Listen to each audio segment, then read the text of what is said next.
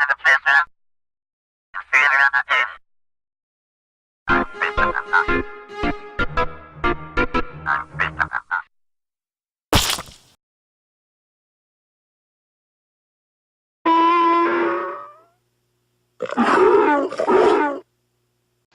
everyone, welcome to Star Wars Conversations. Reviews! Welcome to the show.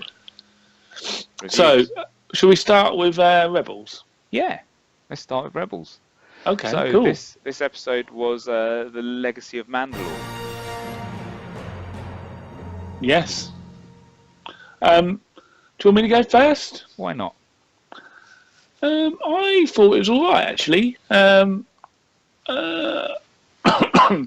not overly bothered about what was happening with the Mandalores, and I think we said before that Sabine isn't our favourite character in the programme, but it was alright. It was quite, in some ways, I don't really like the fact that they've got all these Mandos sort of stormtrooper versions. That's a bit weird. Yeah, all the prototype versions, yeah. I guess just getting the negatives out of the way. And they've got the old Ralph McQuarrie design helmets on some of them as well. Yeah. So, and the other negative bit, I guess, was it's just I knew what was going to happen every step of the way. It was so predictable. But having said that, it was still entertaining. The action scenes were okay, quite fun. Yeah, it was all right. Like I say, I've accepted that not every episode is going to move the main story forward, and I guess the best bit of it is that Sabine's staying with them, so she's not going to be on the ship for the rest of the episodes, maybe. But all that says to me is she's going to lead a load of Mandos in at the end when they need help. Yeah. When they need rescuing, Sabine's going to turn up with the Mandos. Yeah, I agree with that. And yeah, I you know what? The episode before this, the Trials of the Darksaber, I was, you know what? So many people think that was one of the best episodes of Rebels ever. Say what? And I just don't get it. I missed something there because for me it wasn't. I was just like bored. No. So going into this one, Legacy of Mandalore, and I thought, oh, here we go. More of the same. And it started and I thought, I'm going to hate this. And I actually quite enjoyed it. I thought it was all right. Same as you. I didn't think it was amazing, but yeah, it was all right.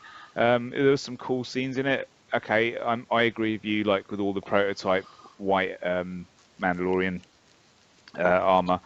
You know, obviously that's put in there just because it was the original Boba Fett design. But it was quite cool when you saw them flying up and they all like fired their rockets at the ship. Yeah, that was quite cool. I liked that. You know, you got to see Sabine's mother Ursa, and then her brother. I can't remember what his name was. Was it Tristan? Was it? No, is that right? I don't know. I can't remember. Yeah, and she had a lightsaber duel with Gar Saxon at one point, which is two non-Force people using lightsabers.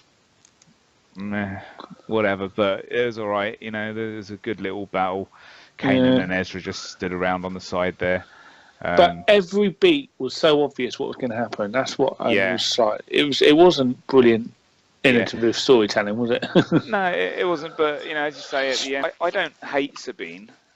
She's all right, but I don't want her to come flying in with a bunch of Mandalorians at the end. I don't really want the Mandalorians to be a huge part of the Rebel Alliance. I think it makes more sense for him not to be involved. I must admit, this is the one thing I don't like about the new canon with the Mandos is I always thought, I mean, again, I might not have known. Well, I guess I didn't really look into it enough, but I always thought that the Mandos were like a really old race, and that Boba Fett was wearing his uniform just like because it was an old costume and he was almost bringing it back kind of thing. And that there weren't any actual Mandos anymore. And the fact that there's very few. Yeah, and they're not like proper Mandos. And so having so many of them, it just really, again, just ruins Boba Fett. Yeah, totally. It is like, oh, you like this, so here's more. Bam, bam, bam, bam, bam, bam. She's so cute. I love children. Look at my kids.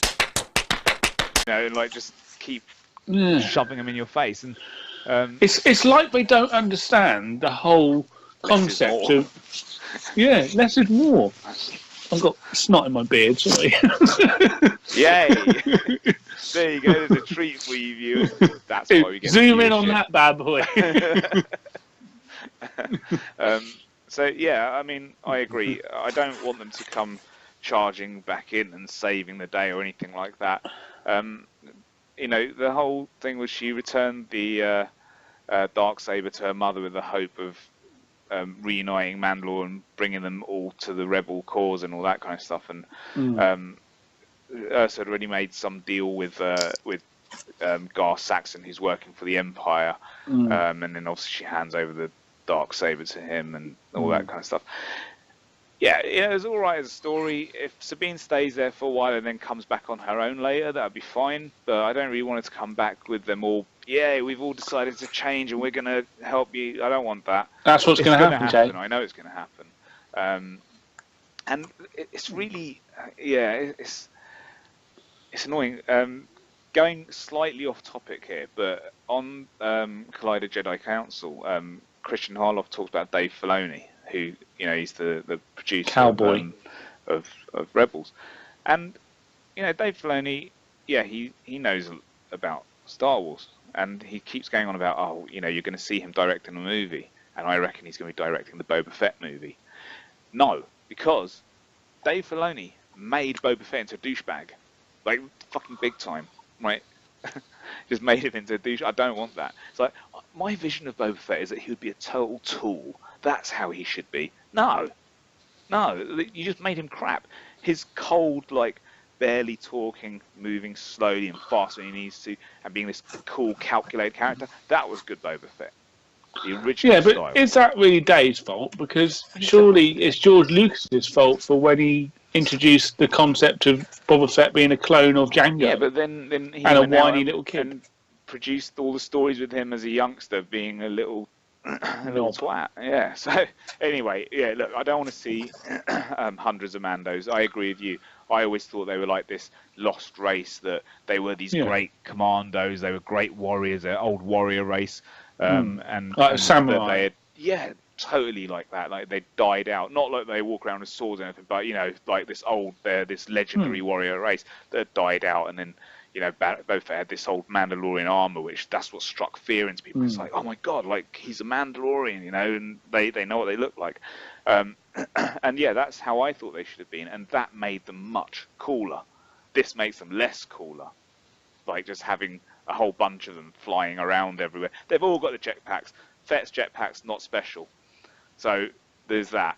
They all have all the gauntlets with the billion weapons on them. Fett's one's not special, so that's gone.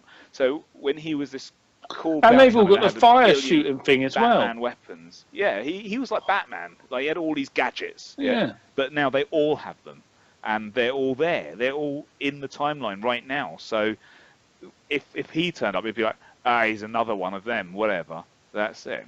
I mean, like if you go by the fact that Sabine kicks everyone's ass, right? There's nothing. How is she so good? I don't get why she's so good and can beat everyone. Oh, I don't know. It's just bad writing. That being said,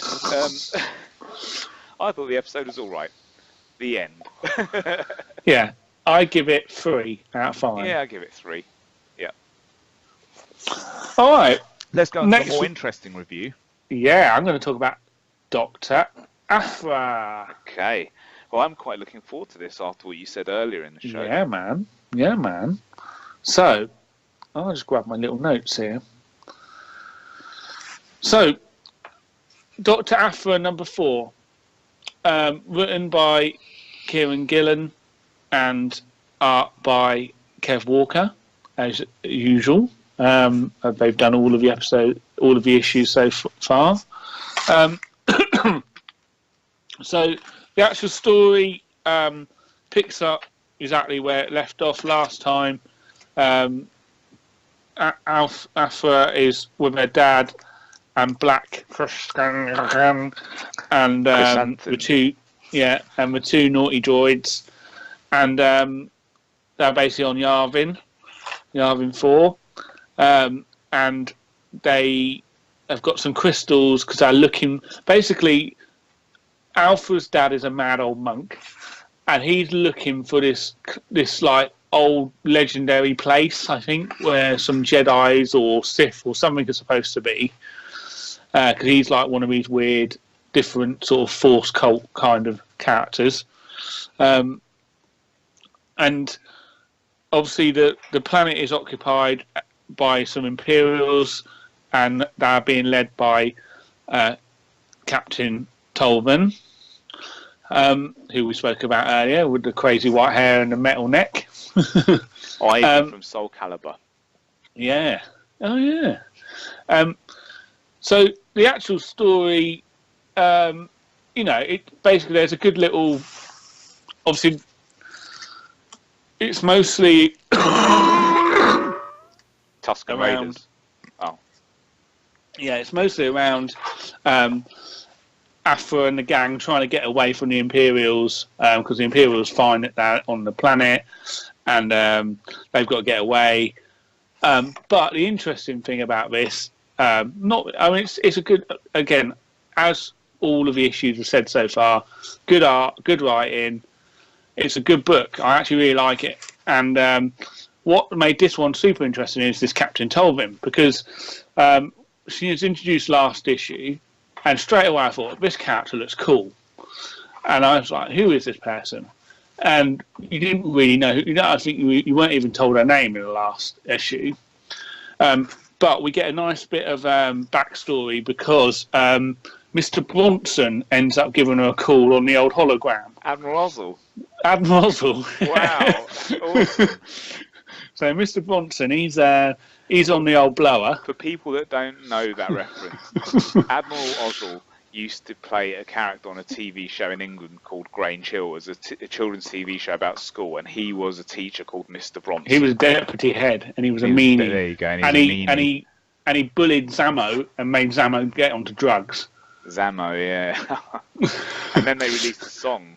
Just Say No, yeah. which was endorsed by, what's her face, Reagan. Yeah. Nancy Reagan. Anyway. Roland, why are you so fat? So anyway, Admiral Ozzel's on the blower to her, and he's going on about how he's a bit disappointed in her, and that she's basically on this planet as a punishment duty, because her previous duty under General Tag was security at Edu. Ah, God, they're putting it all in, aren't they? Yeah, so she was in charge of Edu when basically the Rogue One crew ruin things and get Thingy killed. Ursa. Brilliant. Yeah. So interesting. Yeah, tying it all together. Yeah, I mean, literally, they are tying everything together. Do they on the pictures? But they don't explain her neck. They don't. Does it extend? Because on some of the pictures, it's really long. Yeah, it does. I think that's more artistic license. Oh, okay. But because I looked on Wikipedia, and it does say she's definitely got cybernetic neck. Because I wasn't sure if it's just a weird design. So they don't explain how she ended up. No, so we don't know how she's got the cybernetic neck or anything like that. But so ultimately, I just think she's a really cool character, and I want to know more. But she's obviously got to try and. She's obviously now going to be on a mission because she wants to prove herself. And again, she's let Alpha escape. She's just not very good, is she? So you mentioned earlier on that it goes into a bit of her backstory. Then, so what do you? Well, that's what you get. Basically, you just get that story. Right. You get the story, and so you find out what's happened to her. So I just think that was really interesting. I mean, considering, it's 20-odd pages and they fitted in all that, I thought it was quite... and you get Admiral Ozzel in there. Yeah. So actually Mr. Bronson doing something else other than getting choked. Choking. And, yeah, so it was a good issue. I think, again, the Star Wars comics read better as trades, I think. because I don't think you get much from an individual on their own. But this one felt a bit more meaty than the other ones. Oh, cool. That's good. But yeah, I mean, I recommend just getting the trades, to be honest. I might pick up the Aphra ones because everything you've said about them so far has been good, and you know, I've said before I thought she was quite a cool character, and yeah, I would be interested to check those out. Maybe if they do like a 10 issues in one or something like that, I'll check it out. It'd be more like 5, I reckon, mate. Oh, or that. Okay. Well, considering it was only on issue 4, and oh, so there'll be a trade coming soon. Okay. Yeah. Good cliffhanger as well. So, yeah, good. Yeah. Cool. Awesome. So that's that one. And my next read is Poe Dameron 11. Oh, and you really like the Poe Dameron comics? Yeah, to be honest, this is my favourite. Oh, wow. That's good. This is your favourite issue, or just it's your favourite title? Both. Ah, okay. Because at the moment, again, it's got Mr. Pinky in it, whatever the pink Your Stormtrooper man. Yeah. Let me get my notes. Let me remember his proper name. Terex. Yes. Terex. General Terek. Oh, it says Terrence on my notes, but I think that's meant to say Terex. How's his name spelled? Well, I would tell you that, but I got autocorrect and it's put it as Terrence in here. So. Oh, okay. Just because in A New Hope, in the old EU, on Tatooine, the Sand Troopers, when Davin Felth says, "Look, sir, droids," the captain is Captain Terek. Oh, is it? So, yeah. I think it's Terrex. Ah, okay, it's not the same then.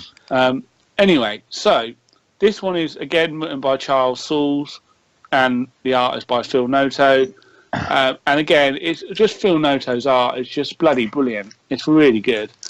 The only thing I'm not so fan on is the colouring, because it's too pastel-y, and it makes General Terex or Lord Terex his costume look a bit pink rather than purple. I think it's basically. So he looks like a pink stormtrooper, which doesn't really strike fear into anyone. No. So again, this one, quite a lot happens in this issue. It's quite a surprise, actually. So we get 2 key bits of knowledge on this one. We find out a bit more about Terex,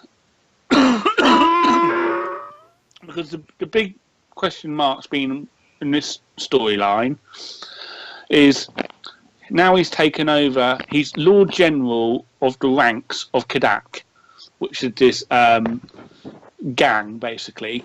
And so it was a bit head-scratching when he just suddenly stopped being this Imperial... Because he's a First Order Security Bureau officer. Right.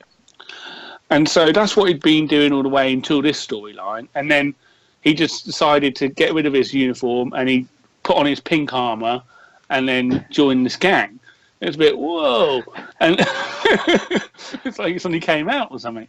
And then it turned out that he'd already been in this gang and that they're all his people and stuff.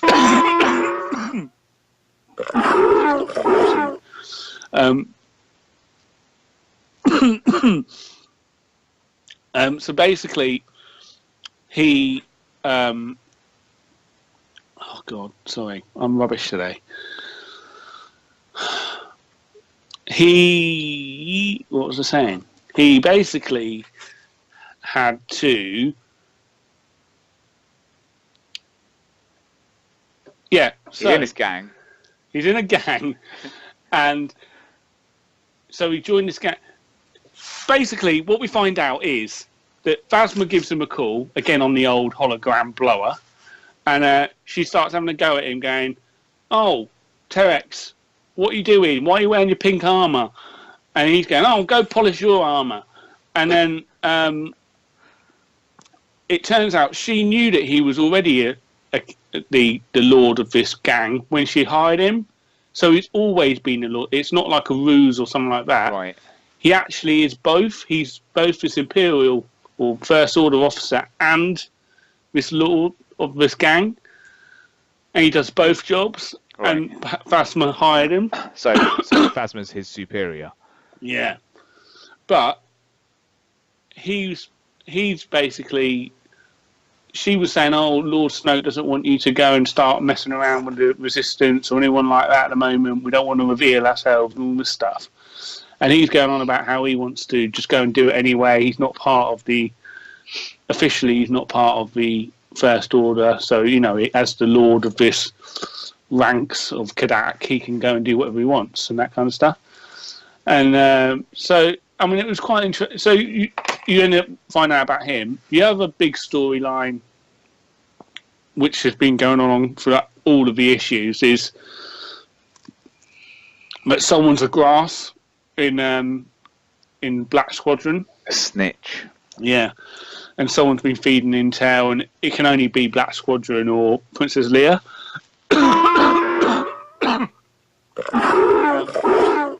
And we find out who it is. Do you want me to say who it is? Spoilers. Yeah. So it's basically Oddie Mover. Oh.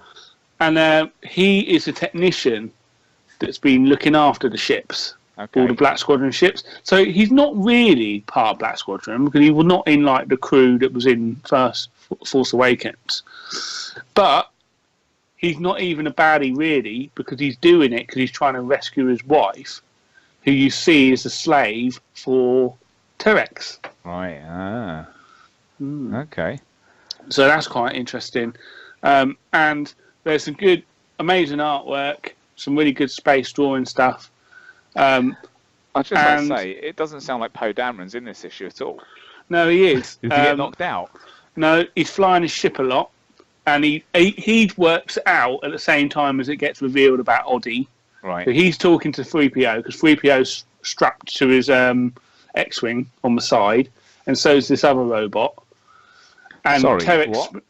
3PO's strapped to the X-wing. So they've got these little pods, and they've strapped them. You know, like where the engines are. Yeah. Next to BB-8's in the middle, and then you've got the engines.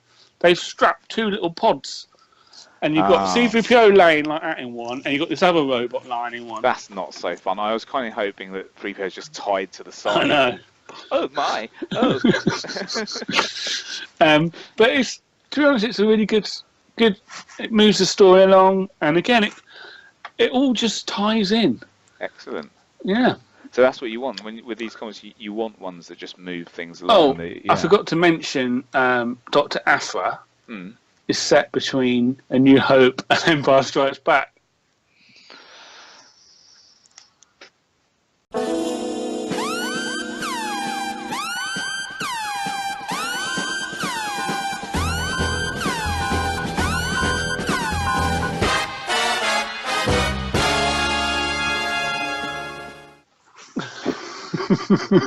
But luckily, Poe Dameron isn't. It's set before Force Awakens.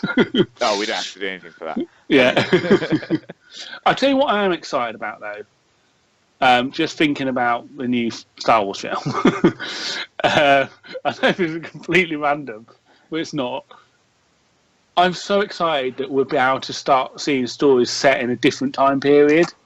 Because once The Last Jedi's out and you know what's happened to Luke, and you probably get a bit more about the other, they'll actually be able to start telling a few more stories. Because all we've really got is the Aftermath books, and it's taken almost 3 years to have them.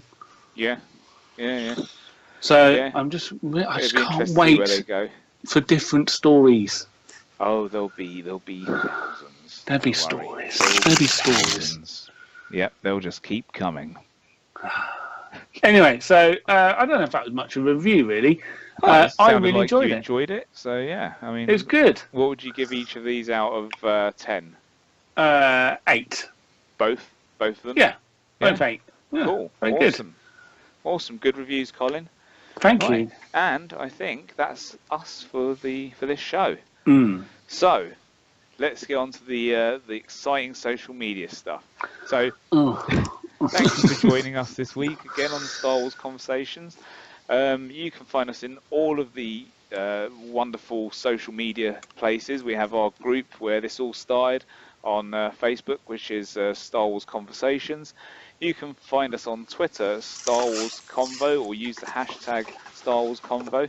You can find me personally on Twitter at _J_tank, and you can find Colin on Twitter at Captain Colin.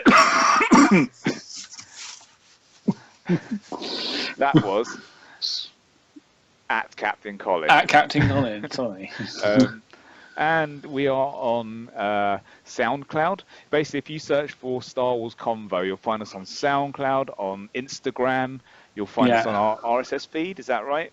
Yeah. You can find us on iTunes. You can find us on the Taylor Network of Podcasts. Yes. Which features other podcasts such as... No Apologies, Nothing's On, Double Page Spread, Gotham by Geek, Go Trek Yourself, Snarky something, Wade's World. There's something about Dungeons and Dragons now. Oh, no way. Yeah, that's awesome. So, I don't know, something like, I can't remember what it's called, but it's basically, I think it's a D&D podcast. They're like doing a tournament thing or whatever it is. Sounds good. Anyway, so yeah, you can find us in all those places, Taylor Network Podcasts, all the other places that we talked about, and I think that's it. So until next week, use the Force, Luke. May the Force be with you. Bye. Into the